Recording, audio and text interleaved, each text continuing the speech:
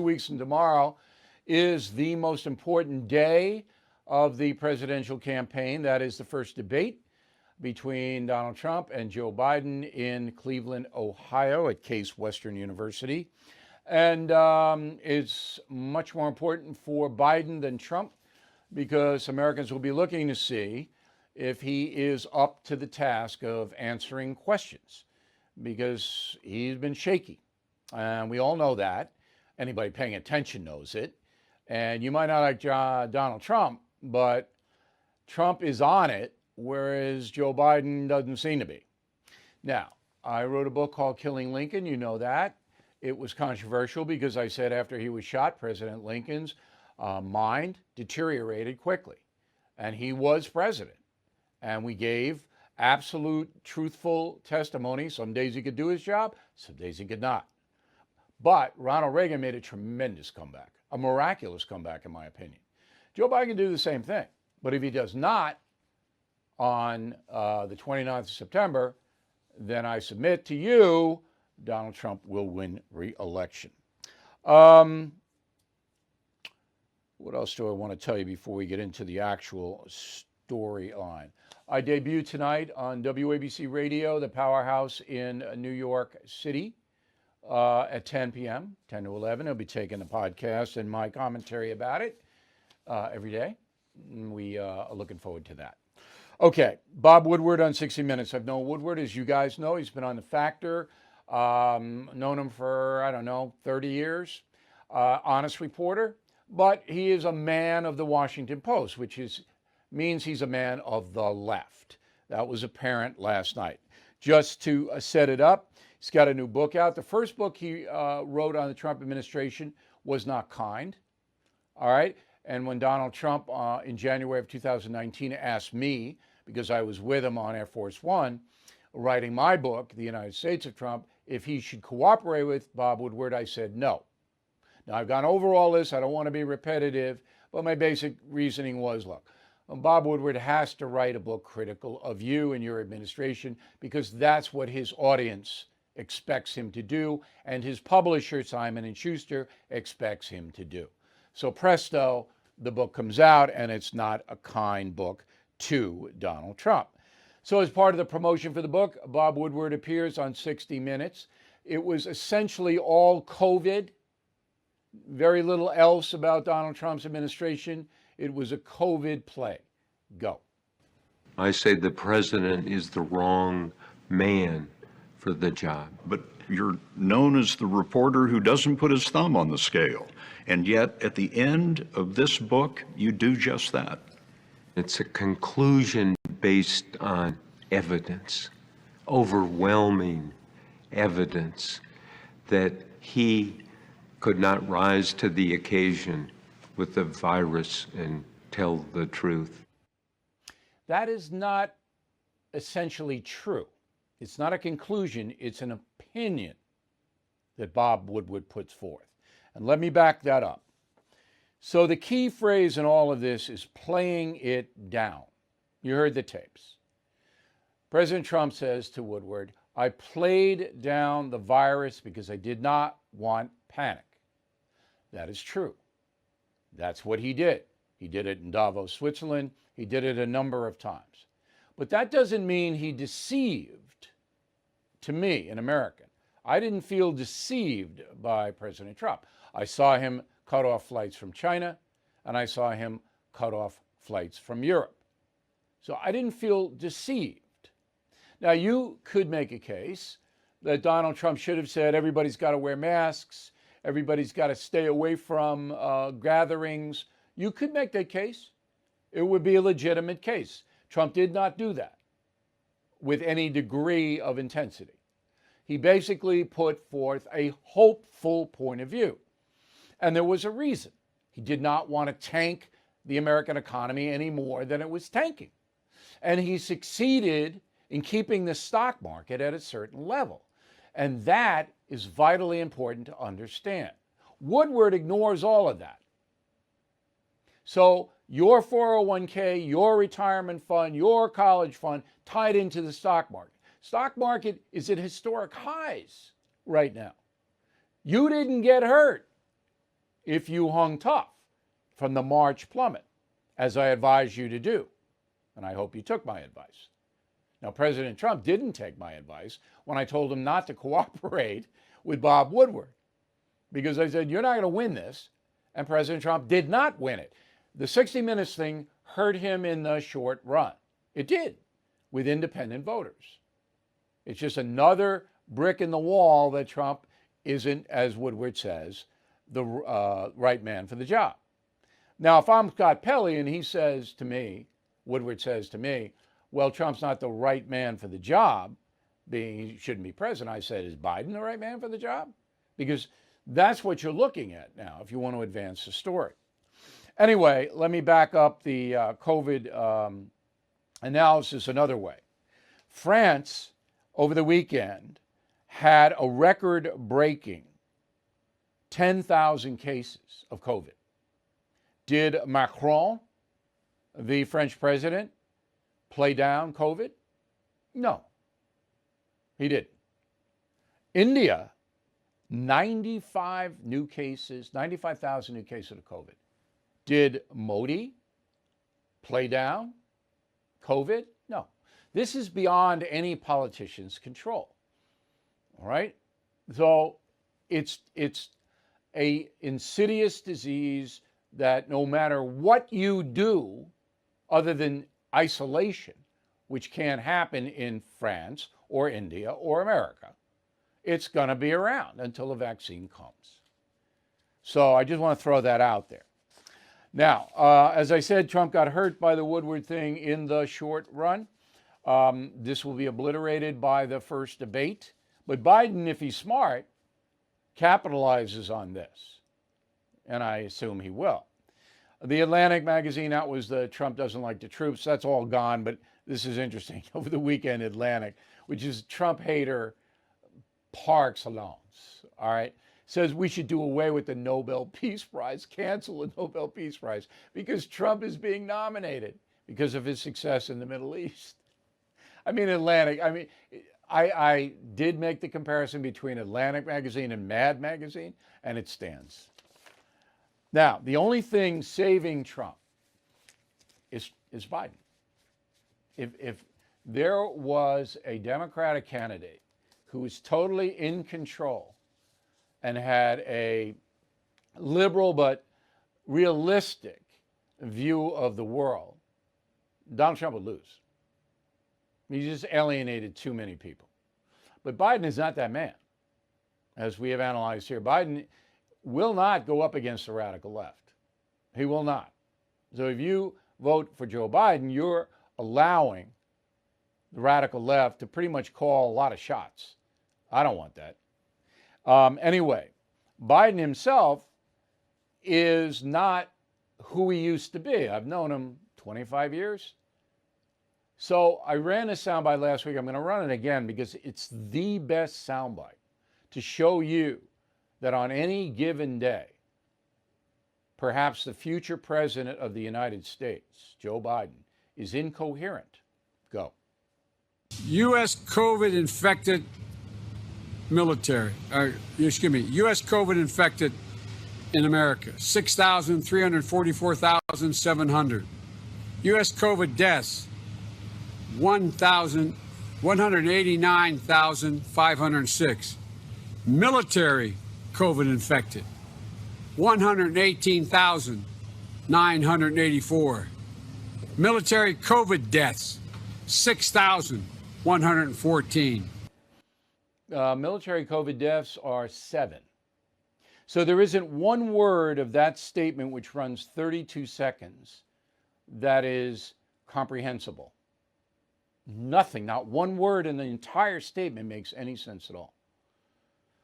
Okay, so my submission to you is that Joe Biden helps Donald Trump.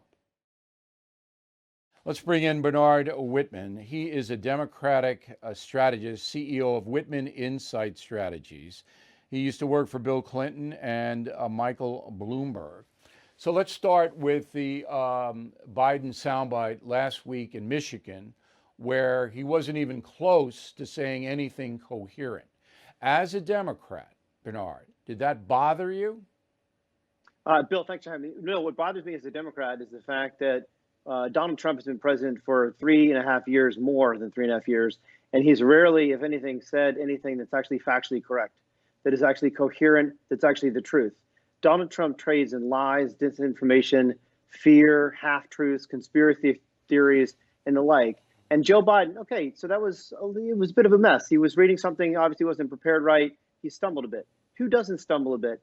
It's one thing to stumble over a few words in an isolated case. It's another thing to systematically, over more than 3.5 years as president, actually lie repeatedly to the American people, which is exactly what he did on the coronavirus. In the Bob Woodward piece that you mentioned, it's not that Bob Woodward is doing in Donald Trump. It's Donald Trump's own words are doing in Donald Trump. All that book was a series of interviews and Donald Trump's own point of view. His point of view to downplay the virus, his point of view to lie to the American people, his point of view to not trust the American people to handle themselves, and his disregard and his contempt, frankly, for the American people resulted in nearly 200,000 deaths and millions of people out of work, the worst economy in multiple generations. And here we have a president that is running for re-election on that record. Bernard, you spoke for about 2 minutes and 10 seconds, and it was coherent. I don't believe what you said is true, but it was coherent. Did Modi in India lie to his people? I didn't see what Modi said, so I can't comment on that. Okay, so we have did Macron in France, who issued instructions very early on what to do and not to do in COVID, did he lie to his people? My French is okay, but again, I didn't hear what he said, so I can't. So neither of them lied to their people, and they basically presented the facts as the scientists presented them. I don't feel lied to by President Trump. I think he was too hopeful, too optimistic.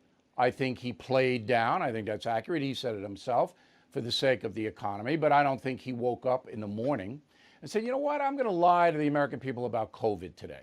Because number one, that would have been stupid, because COVID would have unveiled the lie quickly, correct, right? Well, look, the fact is he called it a Democratic hoax. He said it was like the flu. He said a shot would be available soon. He said it was he said it was a hoax, but he was talking about the reportage of the virus, not the virus itself. The reportage was not a hoax, Bill. It's killed almost 200,000 people. He said it was going to go away. No human being on Earth, none of this is true. No human being on Earth could have stopped the virus from coming to the United States. He repeatedly flouted science. He repeatedly ignored his advisors. He repeatedly even went against Dr. Fauci, who was the lead guy on this, suggesting that people wear masks. He has worn a mask in public, once or twice. He let the states into, basically, without any national standards, the states went into a massive free-for-all fighting for equipment. There's no standards. Schools are now in session without any proper equipment, any proper training, any proper guidance.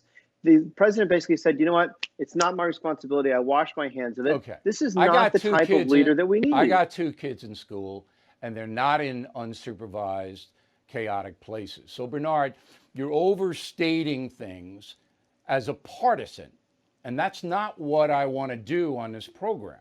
So let's go back to the first question.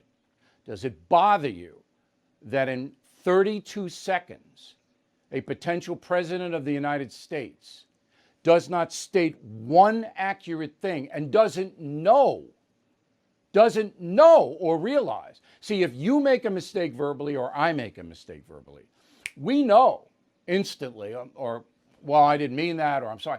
He didn't even know what he was saying about military deaths and transmission of COVID was complete nonsense. He didn't even know it. Doesn't that bother you? What bothers me is the fact that this president has consistently lied to the American people. Let's move ahead. Bernard, we're on the record. I asked you a simple question because I'm a simple man. You refuse to answer it. That is not good for your team. If you're trying to persuade people to vote for Joe Biden, you have to answer direct, simple What bothers questions. me, Bill, is the I fact know that what you're bothers taking you, 30 Bernard. seconds You're a of a Democrat. 40-year career. No, you take 30 seconds of a 40-year career and try to use I that can to sort of show show you that Joe Biden is 30 out to of them. It's simply not true. What isn't true? He has What far isn't more true? command of actually what's going on in America and how to solve problems, how to bring people together, how to fight COVID, how to Okay. bring jobs back, how to get health care returned to the American people than President Trump ever will. And to take 30 seconds and say, oh, well, Okay. he stumbled over a few words and therefore he's incompetent is unfair at best. I can show you 30 other examples of him speaking and he doesn't know what he's saying. But your submission to our audience is that Joe Biden's record of achievement is far beyond Donald Trump's. And as a Democrat, I respect it. All right? As you being a Democrat, I'm not going to argue with that. That's your opinion. Tell me one thing, just one, that Joe Biden has said on the record that is different from what President Trump has done on the record to combat COVID. One thing. Trust science. Follow That's gobbledygook. That's fundamental. No, One- it's not gobbledygook. It's one fundamental. concrete It's fundamental. thing. No, Wear no. masks. One, Wear masks. Trump said Done. wear masks. One thing, wear masks. Trump held an indoor rally in Nevada against the state's regulations with no one wearing masks. How can you say that Trump is encouraging people to wear masks, which is the single greatest thing that's going to actually help stop this virus and contain the spread?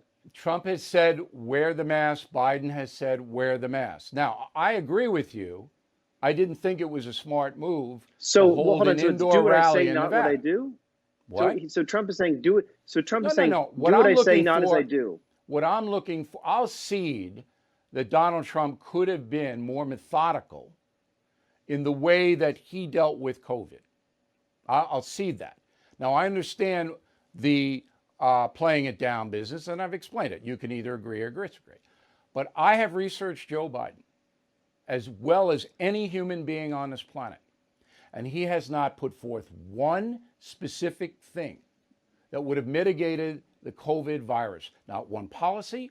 He was late to the game. He criticized Trump for stopping the China flights. He has nothing. If you go to his website right now and look, he has nothing. Go ahead. So Joe Biden in the Obama administration put forward a task force to combat pandemics that was disabled, dismembered, and destroyed by the Trump administration. So when in fact this pandemic started to rear its ugly head in December, there was no way the Trump administration could actually get a hold of it because it had dissembled all the information, all the people, and all the processes that actually could have helped stop this spread. And that's which a legitimate Biden debate did in Ebola. question. And I hope Chris Wallace is watching this broadcast. He should ask President Trump why, or if he even knew that arm of the federal government was being dissembled. Hey, Bernard, good debate, very lively. Do you agree, one real quick one, that September 29th tells a tale in this election? I think it will tell a significant tale, but we'll have still several weeks to go. I think 6 weeks after that. So I think there's going to be a lot more runway to go. All right. Thanks for helping us out. We appreciate it. Okay. Now, with all the terrible news coverage that Donald Trump gets, it's not just here. BBC in Britain and all over the world, BBC is a big news organization. All right? All the European, the EU newscasts, they hate Trump. They hate him all over the place. They hate him every day. They hate him every way. All right? That's just it. You go to Europe, you listen to it, even in Ireland, they hate him. All right? It's all slanted. CNN is big. CNN International's everywhere. They take their cues from that. It's crazy. So there's a survey by Pew, and Pew does an honest job, of 14 countries that were asked a very, very simple question. Do you have favorable or unfavorable view of the USA? Do you have a favorable or unfavorable, I see I can say that word, view of the USA? Let's start in Canada. Unfavorable up there, 62. Favorable, 35. Lowest ever recorded in Canada. All right? The Canadian, the CBC, hates the Trump administration. Italy, unfavorable 55, favorable 45. Now, Italy, traditionally the most pro-American country in Europe. UK, unfavorable 56, favorable 41, lowest ever recorded unfavorable in UK. Spain, unfavorable 58, favorable 40. Denmark, unfavorable 65, favorable 34. Very liberal country, Denmark. Sweden, unfavorable 65, same as Denmark, favorable 33. France, unfavorable 67. Wow. Favorable 33, lowest ever recorded in France. Netherlands, 69% unfavorable. Ooh, the Dutch don't like us. Favorable 31. Germany, unfavorable 70. Whoa. Favorable 26. That's because Trump and Merkel, they're not friends. Okay, Belgium, 75% unfavorable and 24% favorable. That's the head of the EU in Brussels. South Korea, only country favorable. South Korea, 59 favorable, 39 unfavorable. Japan turned on us. Favorable 41, unfavorable 54. Australia, favorable 33, lowest ever in Australia, unfavorable 64. Media driven. And, you know, Mr. Trump, let's face it, come on, his style is pretty in your face. But I thought that was interesting. St. Louis, homicides out of control in St. Louis. All right. They already have more homicides now than they had them all last year. And this is the same pattern we see in Baltimore, in Chicago, in LA, in New York. Murder through the roof. FBI reporting that murder is up 15% in the USA. Murder. Now, an interesting article in the Wall Street Journal by Jason Riley, African-American writer. He says it's not cops going out to brutalize young black men. That's not what's happening. The reason that more young black men are shot by law enforcement in America is because there's more confrontation. So there's more violence in the young male African-American community. So the police have to be called to respond to that violence. Therefore, there's more killings. If you read Riley's column, it's based on logic, it's based on facts. I'm not African American, so I'm going to let Jason handle that. However, there is no doubt that all across the country, the police are being demonized. But one organization wants to stop that. It is the Heritage Action for America organization. And joining us now from Washington is Jessica Anderson. She is vice president of the HAA. And she has, her organization, putting up billboards, pro-police billboards, all over, actually in 3 large cities to start, Dallas, Atlanta, and New York. So Jessica, why are you doing this? Well, you just hit it on the head. The American people want safety and security. We want a clear vision on how to quell the violence and restore the peace. So these billboards have a very clear message that says you cannot have peace without the police. So for the hundreds of millions of Americans just like me who rely on the police to keep our neighborhoods safe, to respond when there's danger, it's been completely surreal this year to see politicians, pundits, the media declare that the real instigators of violence are the police and not gangs or rioters. And so we want to push back against that. And I think these billboards do it in a meaningful way at the most local level. All right, so the billboards read, no police, no peace. That's going to be obviously by the far left considered a challenge to them. No justice, no peace. That's what they say. Now, your city, Washington, is out of control on the violence level, is it not? It is as well. We thought about putting one here in Washington, but we chose Times Square, we chose Dallas, we chose Atlanta because we looked at exactly the murder rates. Murders are up nearly 50% in New York. Murder rate in Atlanta is up nearly 150% since the protests have started. And Dallas, a place that, you know, so many would consider safe and secure, it's on the way to hitting the highest murder rate in over a decade. And so these are the places that need law enforcement. And we want law enforcement to know that behind them stand millions of Americans that support them, want them to be allowed to do their job to keep us safe and secure.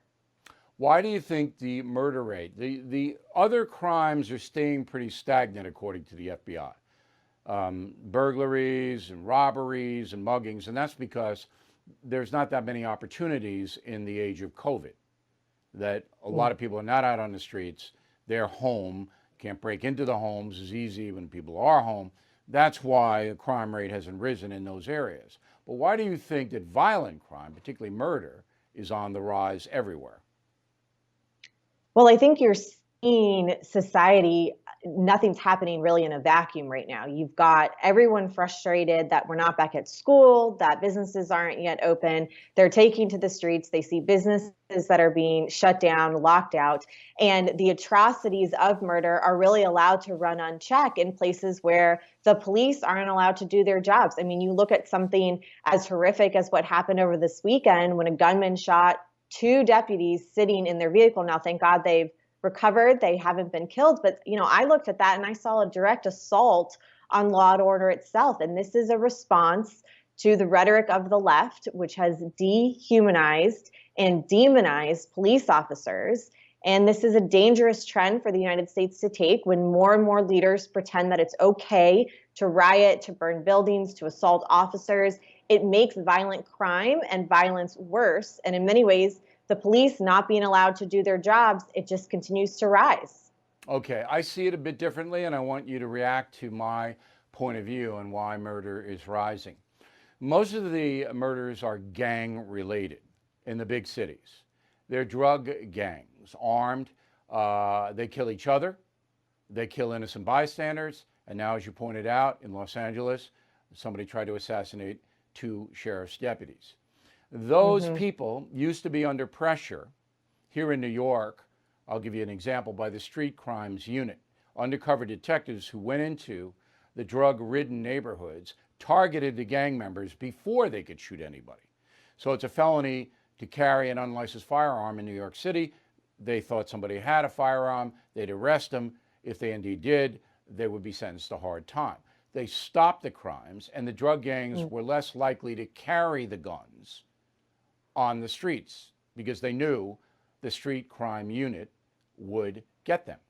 Now, Mayor de Blasio, the communist mayor of New York, disbanded the street crimes unit, and shamefully, the police commissioner, Dermot Shea, went along with it. Since that time, there has been violence all over the city by these drug gangs. Chicago never controlled the drug gangs, ever. Rahm Emanuel for 8 years, now Lori Lightfoot. Forget it.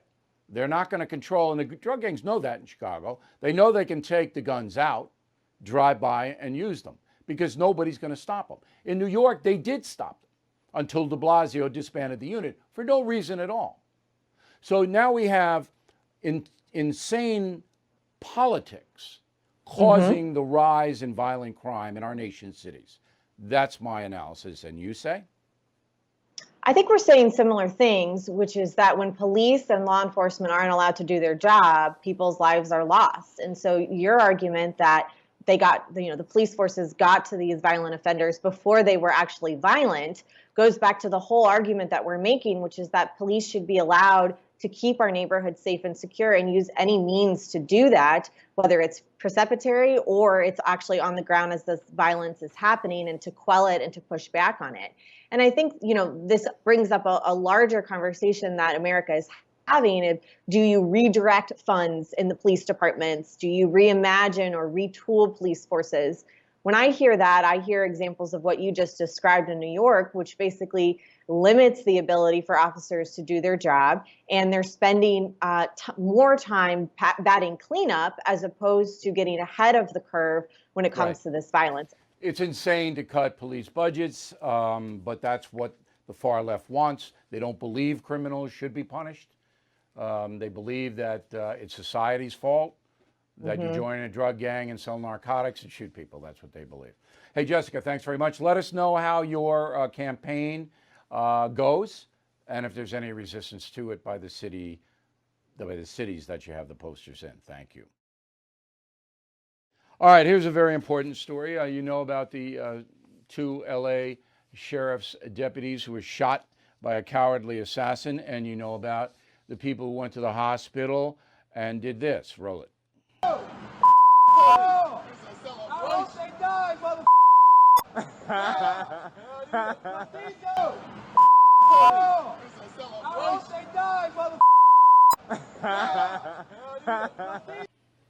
right, so we were curious about how much time the networks and the cables are going to give that exposition. CNN covered it on Sunday on a breaking news level. They did not show you that tape on CNN. You didn't get that. Get about 5 minutes to it on Sunday, which is always a slow news day. MSNBC, we can't find out. They don't put transcripts out anymore. Nobody on my staff, I can't be that cruel and make them watch MSNBC.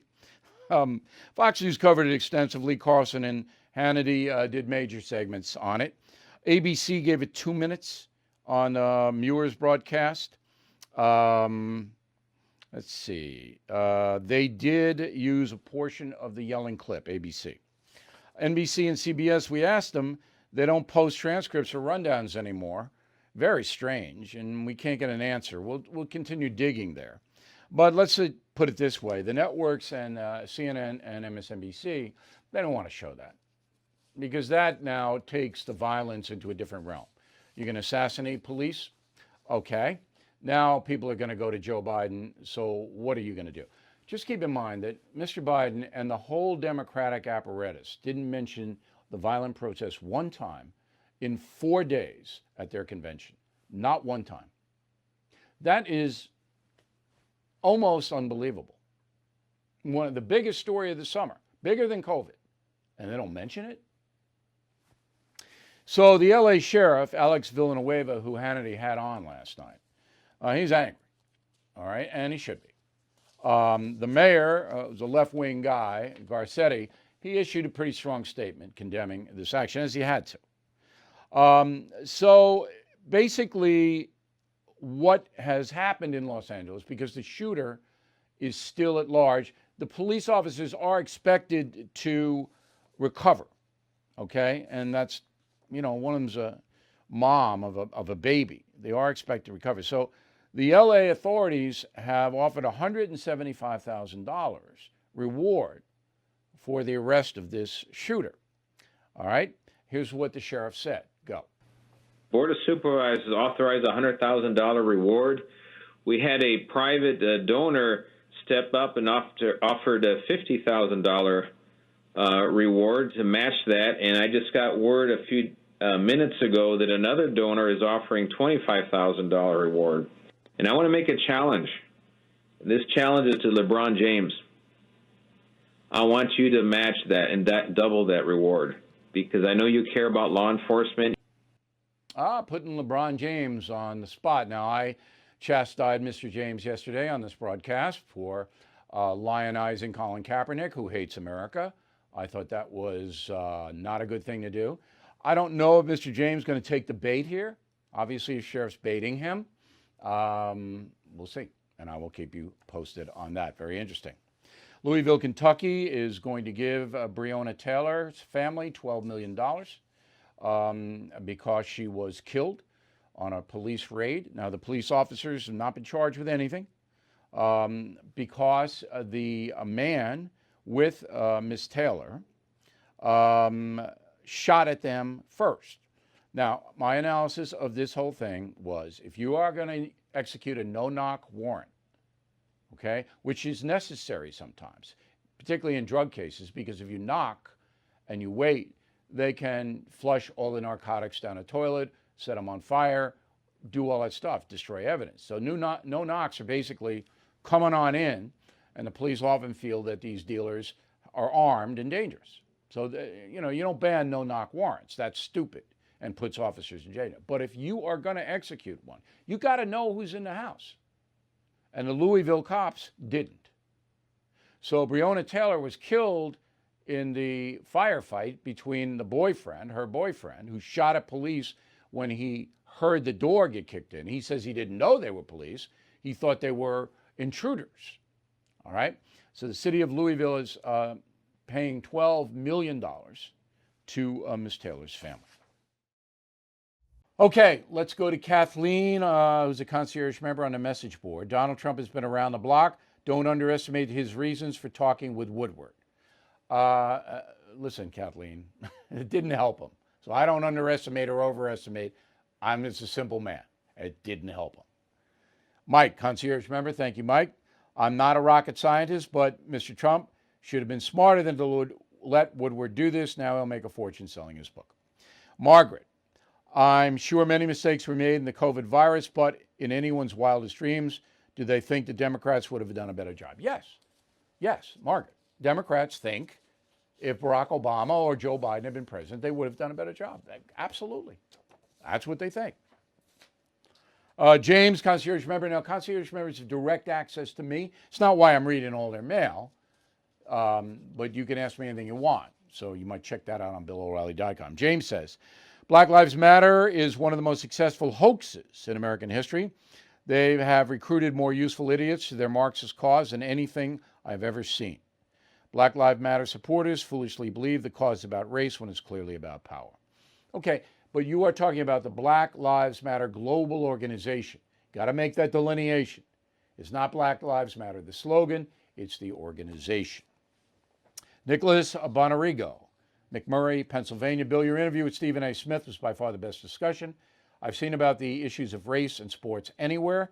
You both made great points, have great rapport, and managed to be informative and thought-provoking in an intelligent and civil manner. Yeah, it can be done. You don't see it much on TV, but it can be done. Neil Seary, New Orleans. Your discussion with Stephen A. Smith was classic, absolutely fantastic, and how I think all debates should be conducted, honest, and by staying on point. We are standing up for our country down here. It's great to hear that, Neil. Stand up for your country in New Orleans and Louisiana, and I hope that storm doesn't do much damage. Boy, tough down there. Renee Storms, Mooresville, North Carolina. Bill, I am not hearing anybody talk about that whenever an NFL player takes a knee, he is doing so on his employer's time. Is there any reasonable job in America where one may protest on the employer's time? There are some that let you, but believe me, in most places, if you inject politics into the workplace, the corporation says no. Not in the media, not in the sports world. Those are the exceptions. John Mack, Kansas City, Missouri. You're absolutely correct about your forecast for the NFL. Just finished watching 60 Minutes. And I just finished watching 60 Minutes of the pregame special, and it was all about social justice. Game haven't even started, and I've already have no desire to watch it. Well, a lot of people are with you on that. John Wagner, Dallas, Oregon, outside of Portland, suburb. Got my hat today, Stand Up for America hat, and we're heading to the Rockies in 2 days. I'll be wearing it. We'll be driving our car that is decked out with the Stand Up for Your Country bumper stickers. You are so lucky to be going to the Rockies. I love watching the Aspens turn. It's such a great thing in America to watch that. So I'm glad you're standing up, and you'll meet a lot of people on your trip, I think, and just tell them what's going on, John.